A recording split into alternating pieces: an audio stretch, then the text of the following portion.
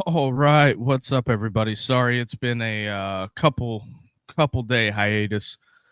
Just went back to work. Everything like that. The college football season just got over, so there's kind of that summed up in a nutshell. We are basically conference basketball play has kicked off.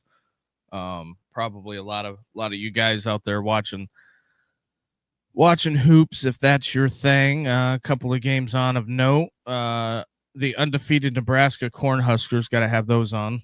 Uh, see what they can do. But really quick, do us the biggest favor and hit that like and subscribe button. That helps us a ton. I apologize for the late start.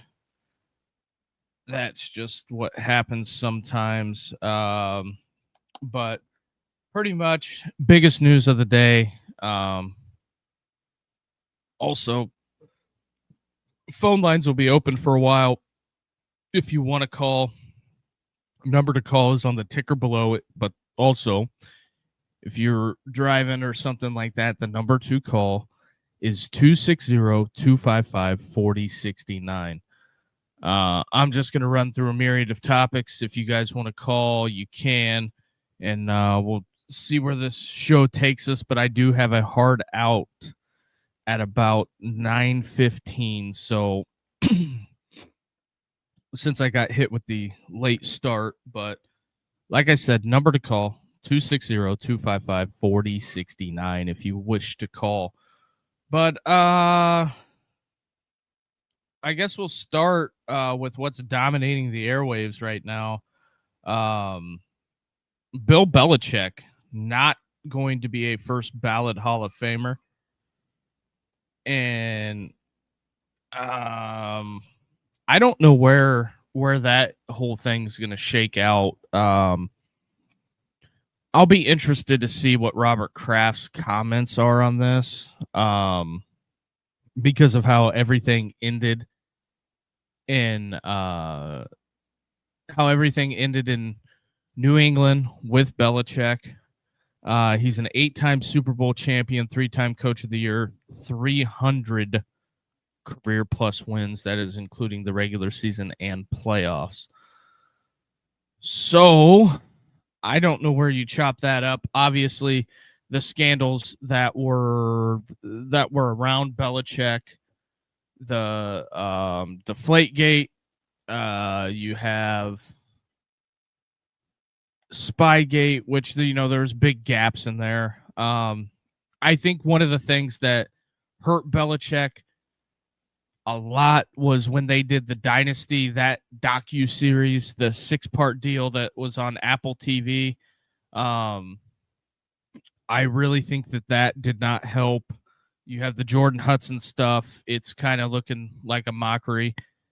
I'm not defending the Hall of Fame committee. I think, Belichick's going to get in. We're not dealing with a Pete Rose deal here. And I'm not shocked that the people that vote for that, a lot of them are reporters. You can't treat the media bad and then expect them to kowtow to you when you've treated them nothing but bad your entire career. For the 20 plus years you were at New England, you were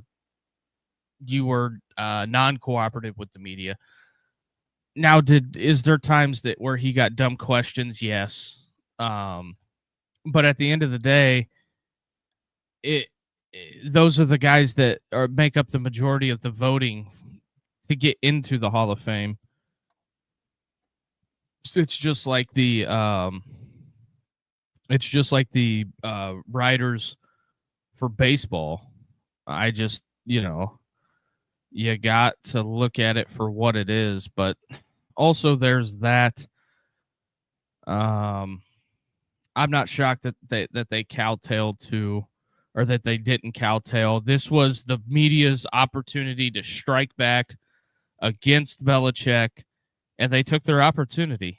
I don't understand why people would be upset about that, but I think he left a bad taste in his mouth after that documentary came out. I'm not going to lie to you. I think that had a lot to do with it. And for people to disagree with that, I mean, we can agree to disagree. Is Belichick the greatest coach of all time? He's won the most Super Bowls. I think that you know, there's people that grew up in the generation with Chuck Noll. There's people that have done a lot of different things throughout the coaching ranks. I don't know the Belichick Spygate stuff. I figured at some point that stuff would rear its head back up, and it would really affect it big time in my opinion. That's just kind of my opinion. I mean, just to keep it 100 with everybody. Also, let's get to some other stuff. Hold on. I'm a little rusty. I've been off for a few days, but there's getting there. Let's talk some Oregon here. Oregon's schedule reads as follows. They open with Boise State. Boise State comes to Autzen. They got to go on the road to Oklahoma State. I think Oklahoma State's going to be a really big unknown. Gundy's last game that he ever coached was against Oregon. Do I think that there's a lot of issues that Oklahoma State had? I think they had, stuff on the NIL front. They just had a lot of stuff, to be honest. So I think it's first year head coach. What's his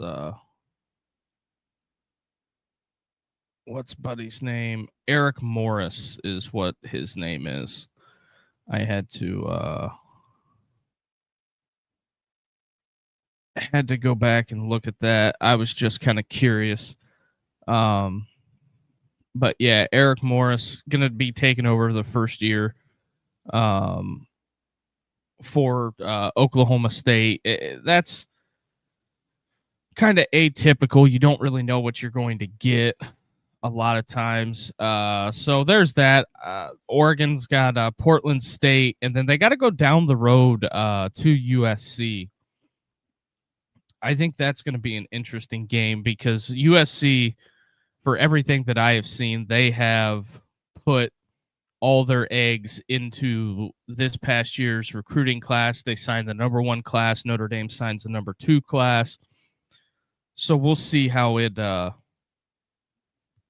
shakes out. And then they got to go. And then UCLA comes to town. It looks like they have a bye week in there. And then Nebraska goes out there. I'm not calling for the guy's job, but Matt Rule's going into year 4, I believe. Do I think I think if they don't show a major step or a leap in the right direction, I think it's going to smell disaster. But then again, on the other side of the coin, that's going to be a fascinating game because Dylan Raiola, as everybody knows, transfers to Oregon. I don't know how much he's going to play. I would say that he probably needs a year to sit, and he's going to take another crack at it the following year after Moore is gone. But Nebraska goes on the road to Oregon. Never a good thing when a player transfers interconference, especially there. So I think it'll be that'll be fascinating. Then they got to go on the road to Illinois. Northwestern comes to them, and then they got to go to the Horseshoe. November 7th, that is going to be a day that I am going to have circled. Oregon, Ohio State, most likely probably going to be a big noon. I would probably bank on that. And then the following week they have Michigan coming out there. I would say that's either going to be an NBC or CBS. So Oregon, month of November, not typically ideal for the Ducks. We'll have to see what a new look Michigan looks like. The one thing that I'll say with Kyle Whittingham's programs, and they're going to face another tough team in Michigan State. Pat Fitzgerald takes the helm at up there in East Lansing. I think that that's going to be something that's going to be good for that program. I would say Pat Fitzgerald, he puts together winners. I mean, he won at Northwestern. I mean, the last couple of years, it wasn't great. They weren't great on offense, but realistically, with the academic restrictions at Northwestern, they're not serious about football. When they got rid of Pat Fitzgerald, he settled that lawsuit, so they paid him a big sum of money. Michigan State's going all in, and I think people will probably get tired of me saying this, but you got to have resources to acquire talent. And I think that is something that was lacking at Northwestern. Michigan State did not.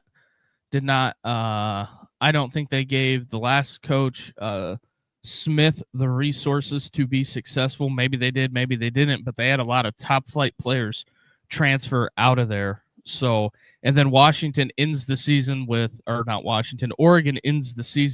Washington. So that's something to keep an eyeball on. Very interesting. Oregon dodges Nebraska this year, or not Nebraska, Iowa. Was thinking of the Corn, and I instantly thought Nebraska, but so there's kind of that. Also, the phone line is open if you want to call. Number to call, 260-255-4069 is the number to call. And it is Tuesday, January 27th. Next topic, Rutgers. I don't know if a lot of people seen this report, but it got circulated on the internet. It was all over the place. Rutgers Athletics has lost $78 million in 2024, 2025, and has lost over $500 million. They've lost $516.9 million since joining the Big Ten Conference. Rutgers. I don't know exactly what their plan is, but I would say, for everything being said, I don't know. I know they just hired a new athletic director, I think in June or July. I don't know what the Scarlet Knights are going to do. That is a big, big problem. Losing $500 million just to be in the Big Ten. You came to the Big Ten to make money, but then again, it's a university. The budget, I'm sure they have contingencies, but at the end of the day, you have to look at it as Rutgers. You got to travel to Washington. You got to ship all the football personnel, all the training staff, everybody that comes out there for a game day operation. It's not cheap to play at the highest level in college athletics. And I think, I don't know if you sound the alarm bells, but this is what conference realignment has done for you. I think that at a certain extent, I don't know. They've got to figure a solution out with the Pac-12. I don't think this model for the conferences is sustainable. I think you're going to see more movement within the conferences. I would say as the SEC is going to open their books. I think they'll take North Carolina and Virginia.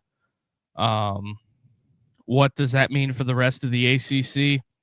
I don't know. I think you'll be seeing some interesting movement, to say the least. I don't know. The conference realignment thing's going to be very, very bizarre, I think, going forward in 2030 when the TV market in all those contracts are up. And also, update right now on the undefeated Nebraska Cornhuskers currently playing Michigan right now. Michigan is down 3 with about 5 minutes left. Rutgers and Michigan State, speaking of Rutgers, they're in a tight ball game, and so is Oklahoma and Arkansas. So there's kind of that. Also, since the Super Bowl matchup is set, Seattle, New England, if New England wins the Super Bowl, they will become the 6th university to produce a U.S. president and a Super Bowl winning quarterback.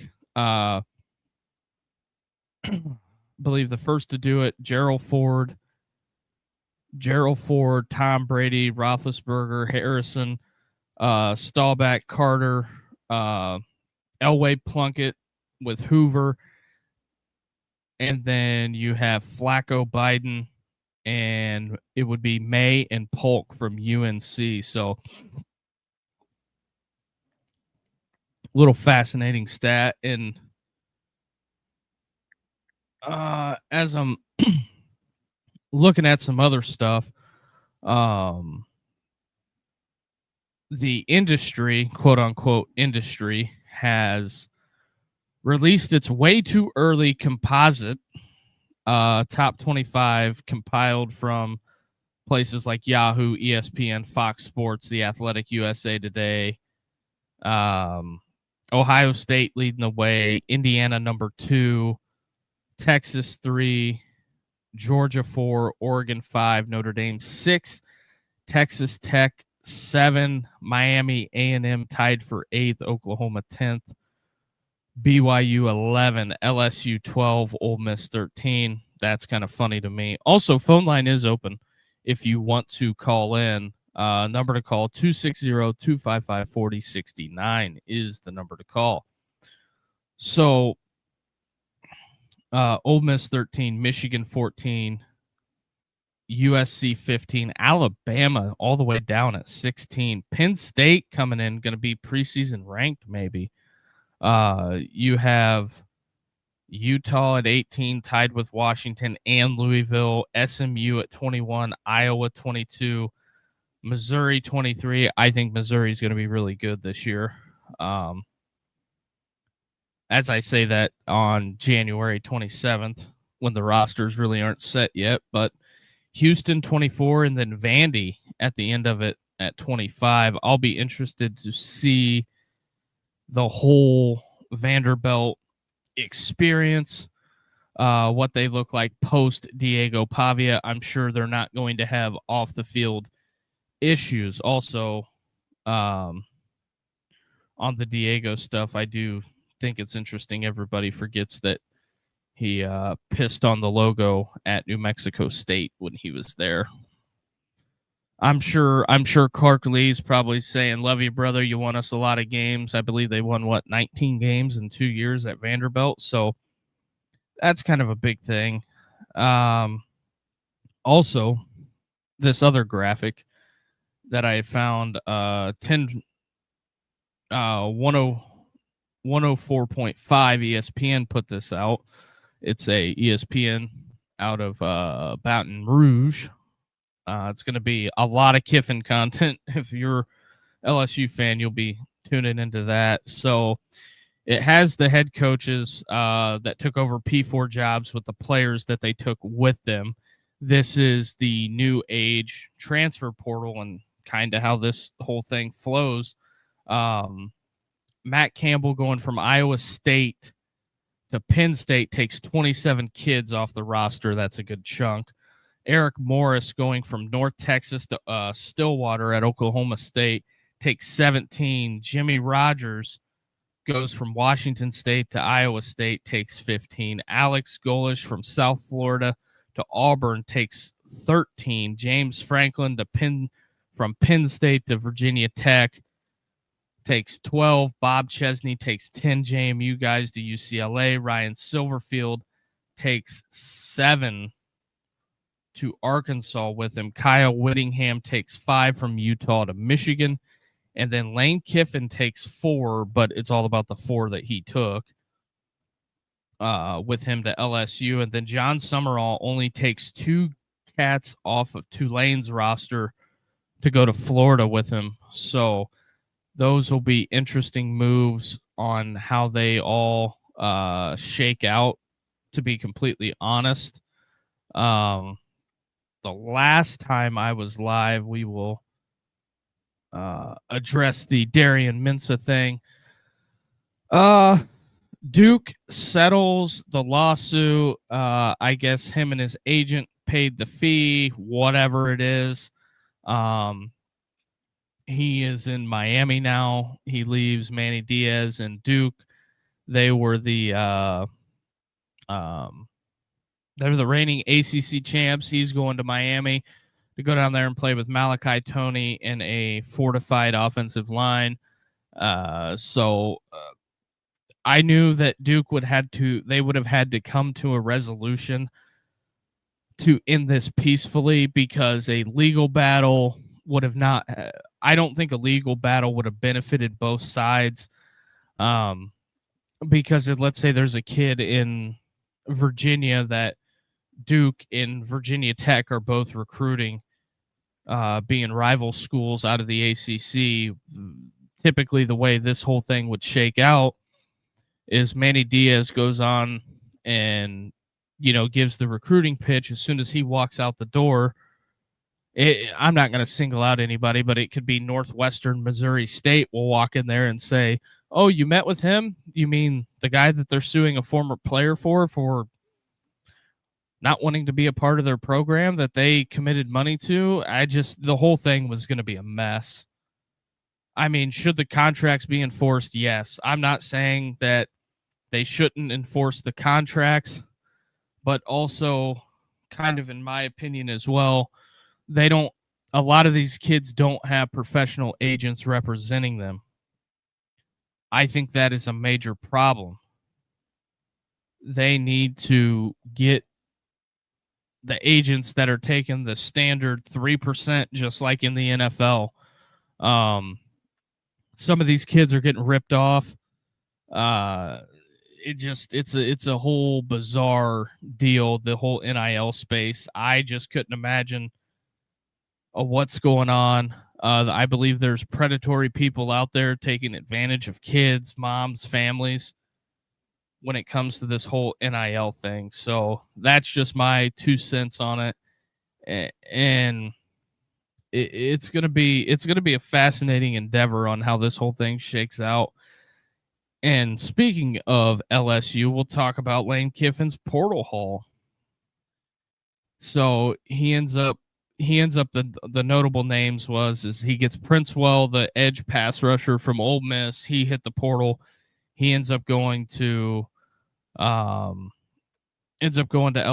They get Jordan Seaton, Sam Levitt, and Jordan Ross. They got the Longstreet kid from USC, Devin Harper, Phaleem Delane from Ohio State. Just some of the notable names that Kiffin took. He took them from major programs. I think the Jordan Seaton stuff, we'll see. I know Matt McChesney in Bailey did a breakdown of his, I think it was his run block grade or something like that. He was like 72nd out of 99 tackles. Shout out to Matt and Bailey on that. I'll tell you this much. If he can't run block, he ain't going to play for Kiffin. So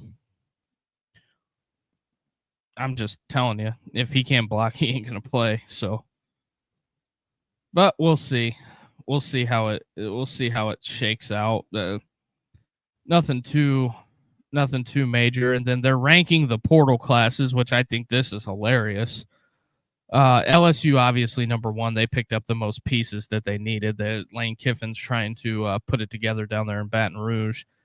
Texas Tech comes in at 2, Indiana 3, Texas 4, Ohio State 5, Penn State 6, Ole Miss 7, Kentucky 8, which I don't know if Kentucky will be sneaky good or it's going to be fool's gold.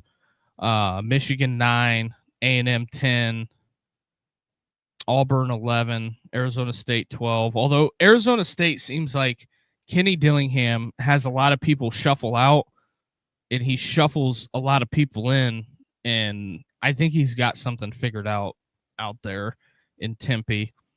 Oklahoma State behind them, Virginia Tech, Notre Dame, although Notre Dame got 2 really good receivers to go with CJ Carr. That's pretty much all the shopping that they needed to do was get dynamic playmakers out on the perimeter.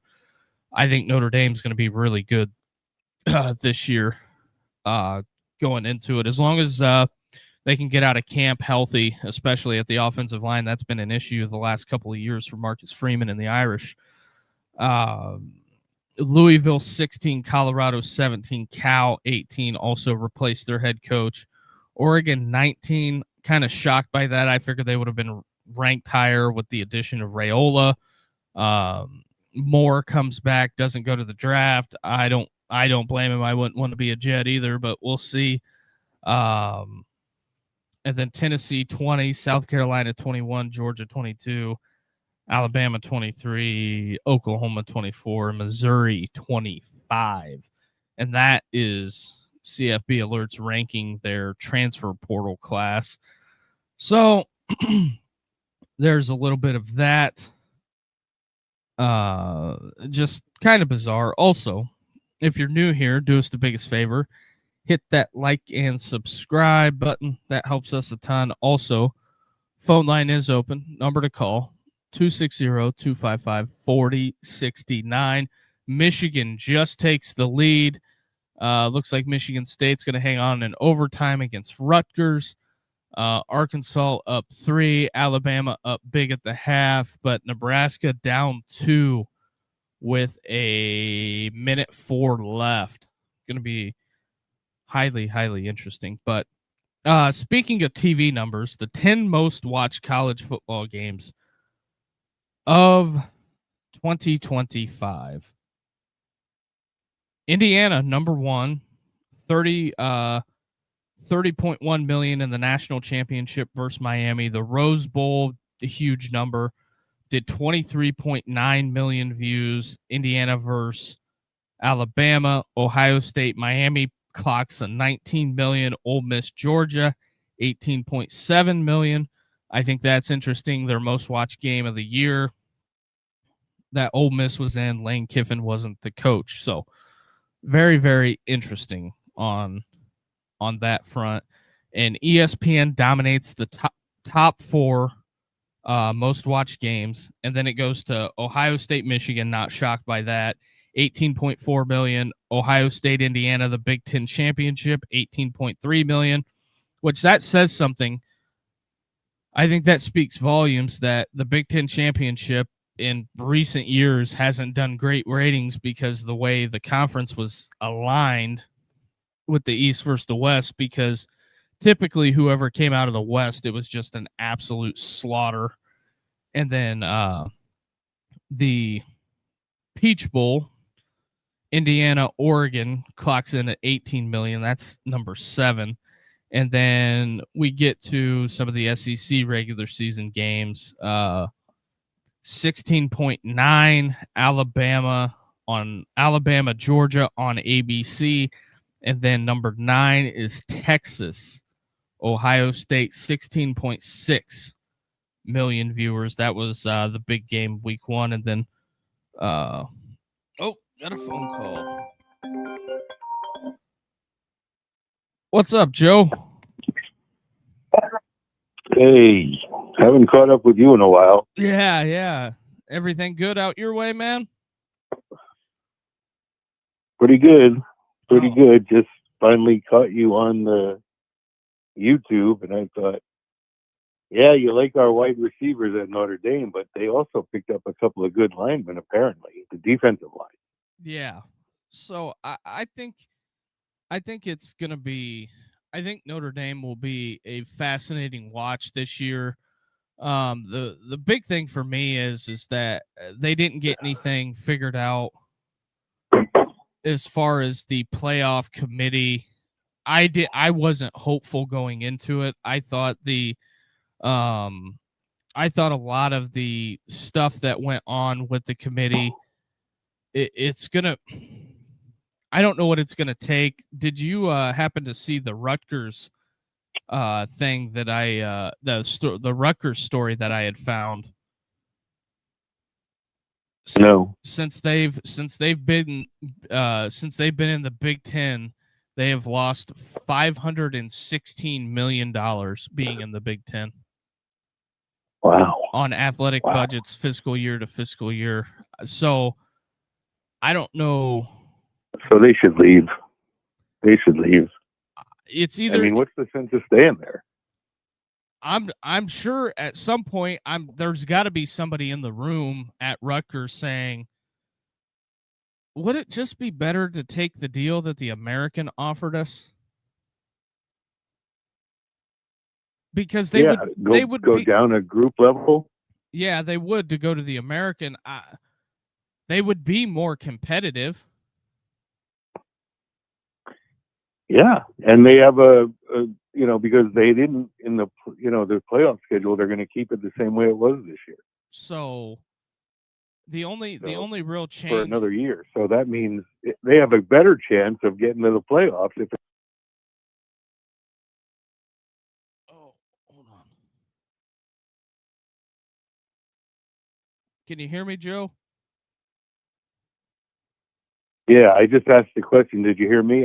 I was wondering what their buyout from the Big Ten would be, if you know that. I think the Big Ten would let. I think they would let them out because without any penalty. Yeah, I think that the Big Ten went big game hunting by getting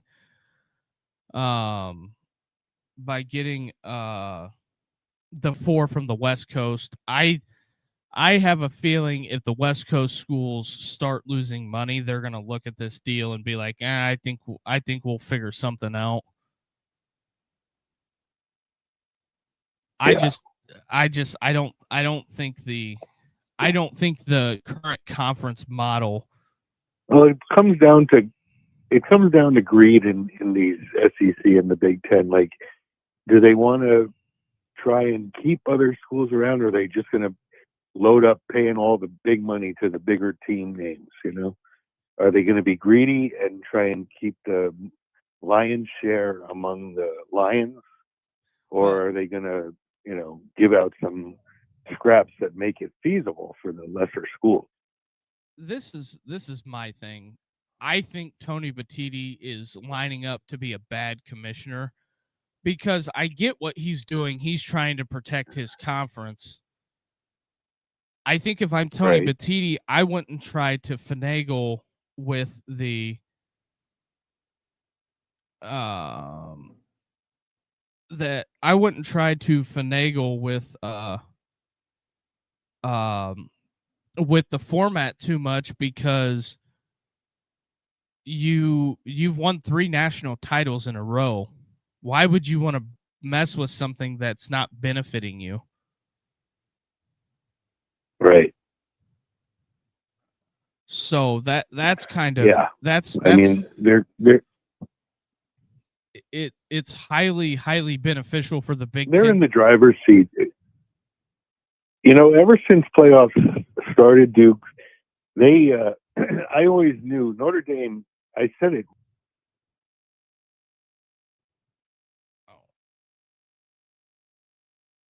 They have is one loss. Yeah. They can, if they lose one game, that's the most they can lose, and it's been that way since the playoffs started. Right. And, there was nothing more in your face to them as this past year. Like that 93 year where they beat Florida State in the game of the century, and they really thoroughly dominated them.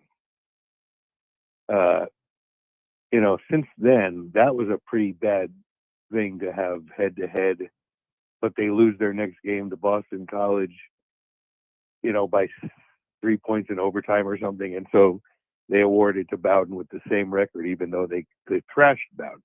Right. So that was a bad thing to swallow. But this year to me was worse. But it was like, they knew what the parameters were. They knew that there was going to be two of these nonsense schools getting in, and they knew that they made the head-to-head the only variable to look at. And so, like, if that was the only variable to look at it in 1993, then Notre Dame should have been the national champion. But obviously, there's other things that they look at. Right. But they just chose to ignore just how dominant, and it really stole something away from fans of college football by not seeing Notre Dame as running backs. And this kid that was a freshman that wound up having Notre Dame number 2 in scoring in the country after he started 0-2, like that's a pretty amazing story. And then you ruled them out, it Right. just blows my mind still today when I think about all these things. But there was even more than that, but anyway. Right. So I don't think that the Notre Dame athletic director has any kind of ability to break into, like, there's a glass ceiling for him when it comes to conferences, like he doesn't know how to massage himself into the discussion with these guys. These guys are going to be in control, and Notre Dame can take it or leave it. And so it's like, well, if that's the case, then Notre Dame really, it's not, nothing's changed. You just have to win it all, win all your games, or one loss, and it can't be a bad loss. Right. But if you go one loss, I think they'll get into a 12 game, a 12 team with one loss. But that's it. They can't lose two. Like, Alabama loses 3, and then they lose the 4th, and they're still at number 9. Right. The rating's pretty much on the wall. You're not going to budge these conferences from, what's best for them. No matter what Vegas says about, how good teams are, it's like these guys have control, and they're going to wield it, to the benefit of their conferences. Right. And I also think on the conference side of it, I really do believe this. I believe it's the only people that complain about really Notre Dame being not in a conference. It's a little bit of the SEC fan base, and it's the vast majority of the Big Ten fan base that complain about it. And I still don't understand why. Like, Notre Dame has been independent their whole life, right? Yeah. So, back when, in like the 60s and 70s and even into the 80s, there was a lot of independence, but they chose to try and get more money as a conference. So they joined conferences, and Notre Dame just didn't have to do that. In the 90s, in the early 90s, they got the contract from NBC. So why would they join a conference? Like it doesn't make sense. And now even still, they're mad at them for not joining conference, and conference teams are getting paid more than they are from NBC. It's like Notre Dame, they can't win for losing. And these other schools are making more in being in conferences. And Notre Dame's not about that. Notre Dame likes being independent to be able to schedule teams that are like smart kids that believe in education still, like Stanford or like Purdue, like I think they're still Georgia Tech, like.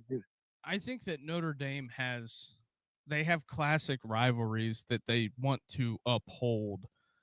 I also think that Well, when it really comes down to it, they're just pissed because when Notre Dame goes on a playoff run, they keep all the money. It doesn't financially yeah, benefit a team in a conference to go on a playoff right. run outside of selling a bunch of merch, because those get whacked up. That money gets whacked up, and you're paying partially for Rutgers. That's lost almost $500 million in 11 years of being in the conference that they keep on selling to people. That's a good idea. I'm sorry, but Notre Dame playing at noon every week like Ohio State, it's dumb. The Ohio State fans aren't going to sit there and tell you, yeah, we love playing all of our big games at noon. Notre Dame has control, they have control over their schedule. Unless Actually, NBC at those home, every place Notre Dame plays, they want them in the primetime slot. Notre Dame doesn't actually ask for those late games. I think Notre Dame likes the early games. In fact, for a long time they were telling NBC we want our games at 11:30, Pacific time, which is 2:30 instead of the typical 3:30 that everyone else goes by. right. So I think Notre Dame actually likes those afternoon games better. It's just that because they're a draw, all the television stations want them for themselves in prime time to get more money. Oh yeah. Like I think the best time slot with living in Indiana for college football, especially when you start getting into October, November, is 3:30. 3:30 is the best time slot. Yeah, And CBS had that on lock that's for right. years and they messed it up. But I was going to ask you something else that's a little off topic.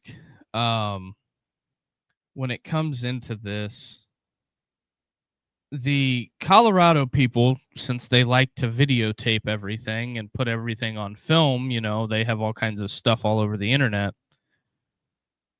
They are, I didn't know that. oh yeah, they're big on all kinds of stuff. Well, they had a team meeting. If you're late to practice, they're going to fine you $500. If you no show Okay. practice, $2,500. Late to a meeting or film session is $400. No show a meeting or film session, $2,000. Late to strength and conditioning is $1,000. No show strength and conditioning, $1,500. Late to injury treatment is $1,000. And no show treatment is $1,500. And then it says other violation of team rules, anywhere it says based on severity is going to be $1,000 to $2,500 fine. Public or social media misconduct is up to $2,000. It starts at $2,000, goes up to $5,000. What do you think of that, Joe? Well, I think there's going to be a lot of schools that are going to start adopting now that kids are being paid. They're going to treat them like pros. So, all those kind of things apply in the pros too, I'm sure. But, it's like it's still going to be like pittance, pocket change for the top kids. Now, So it won't really matter all that much. It's just, here's my thing. Let's say you're one of the top kids and you just don't feel like going to practice. What if you just pay the fine? What kind of message does that send? That's it. You're not holding them on account. To who? Who's? I just think it's bizarre because when you start getting into this, because I just hope on this front. You know where the fines are that I would like to levy? You know what I would like to levy fines on? Is at the end of the season when kids start sitting out games. That's where I would try and get the biggest commitment for severity and penalties. So that these kids, I don't care if you are worried about your health. Your whole life was based on,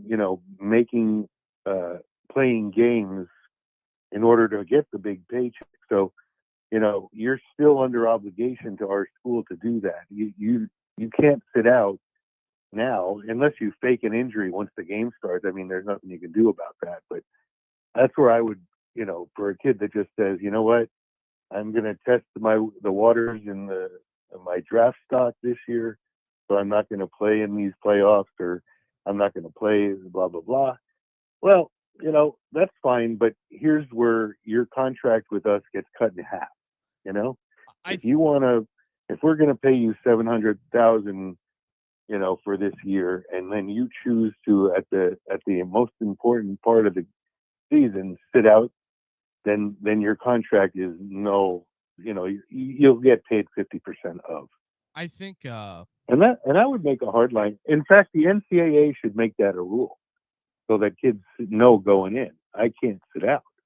Now, and if I do, here's what my consequences are. Now,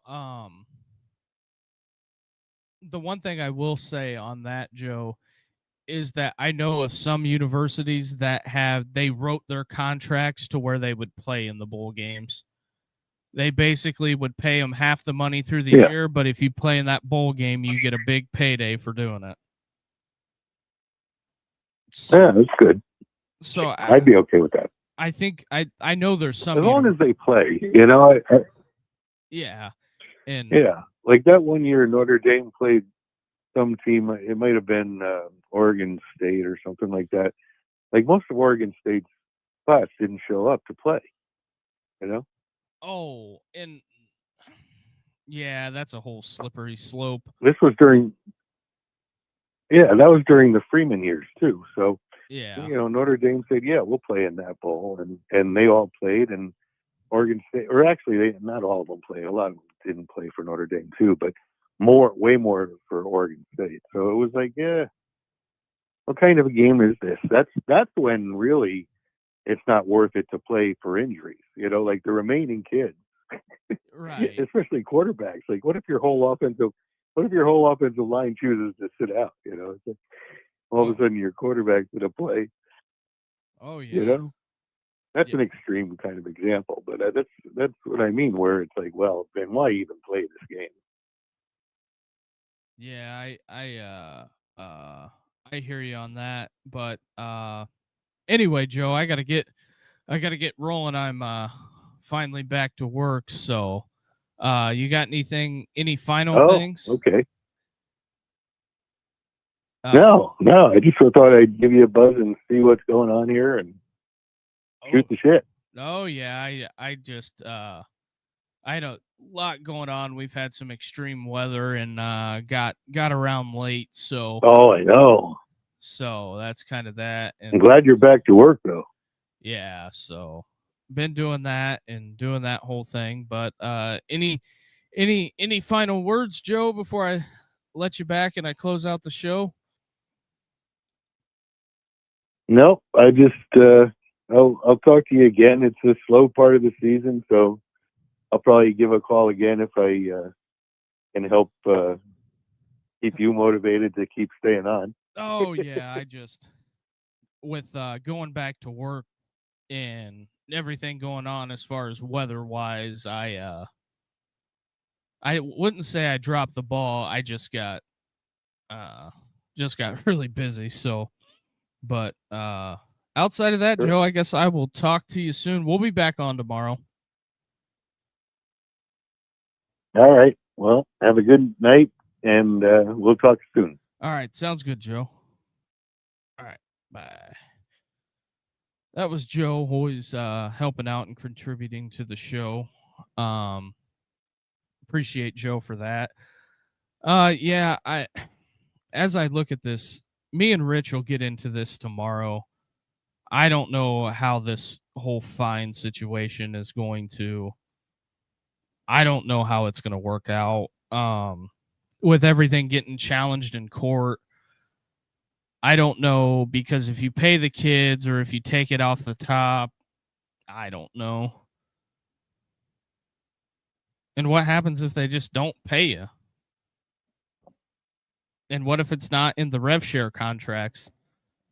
If they didn't agree to it. But the difference between college and the NFL is collectively bargained. So they got a union. The universities don't have don't recognize them as employees, and they're looking at what they're giving them as what it is. So I guess we'll see. We'll see how this whole thing shakes out. Also, Nebraska loses. Only 2 undefeateds left. Arizona, Miami of Ohio. So there is that. But appreciate everybody who tuned in. We will keep this going. We will be back tomorrow. Sorry for the late start, everybody, and we will talk soon. All right. Have a good night, everybody.